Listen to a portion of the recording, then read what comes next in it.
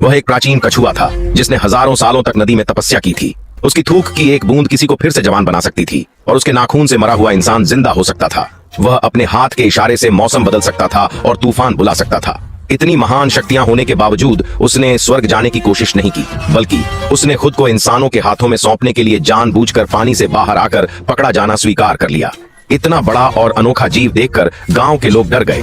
वे मशालें लेकर उसे मारने के लिए आगे बढ़े, लेकिन कछुए ने अपनी नाखूनों से अपनी ही त्वचा चीर दी और अचानक उसके शरीर से सोना, चांदी और अनगिनत कीमती मोती बहने लगे।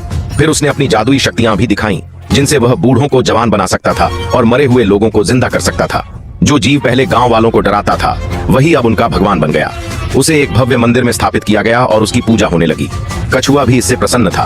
बदले में उसने गांव वालों को सोना चांदी देकर उनकी गरीबी दूर करने में मदद की। उसने सोचा कि अब गांव के सभी लोग अमीर हो जाएंगे और यहाँ खुशहाली आ जाएगी, लेकिन उसने इंसानों की लालच को कम समझा। बिना मेहनत का धन मिलने से गांव वाले आलसी हो गए।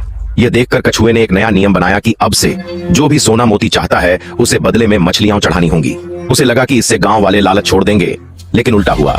लोग और ज्यादा मछलियां लाने लगे और अनगिनत मोती सोना ले जाने लगे। फिर भी वे गरीब ही बने रहे। अब कछुए को समझ आया कि इंसानों की लालच की कोई सीमा नहीं होती। बिना मेहनत से मिला धन उनकी भूख और बढ़ा देता है। इसलिए उसने सबको इकट्ठा करके उन्हें समझाने की कोशिश की, लेकिन गांव वालों को उसकी बातें सुनने में कोई दिलचस्पी नहीं थी। तभी एक व्यक्ति ने चाकू निकाला और कछुए की त्वचा काट दी। जैसे ही सोना और मोती बहने लगे, बाकी गांव वाले भी उस पर टूट पड़े और उसे चाकुओं से मारने लगे। अब लालच और स्वार्थ का भयानक खेल शुरू हो गया। हर वार के साथ इंसानों की असली बुरी फितरत सामने आ रही थी। जब कछुआ मर गया तो गांव भी बर्बाद हो गया। आखिर में बस समुद्र की लहरें ही उसके निर्जीव शरीर से टकरा रही थीं। कुछ समय बाद जिन यिनझू नाम का एक और तपस्वी आया। उसने कछुए को देखा और हंसते हुए कहा, भाई, इस बार का खेल तो काफी लंबा चला। इस बार मैंने फिर जीत लिया। इंसानों के मन को भटकाना और उनकी सोच से खेलना, यह सब मूर्खता है। तुम जीतने के लिए इतने बेचैन क्यों हो?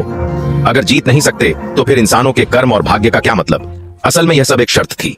कछुआ मानता था कि इंसान स्वभाव से ही लालची होते हैं। उनकी इच्छाएं कभी पूरी नहीं होती।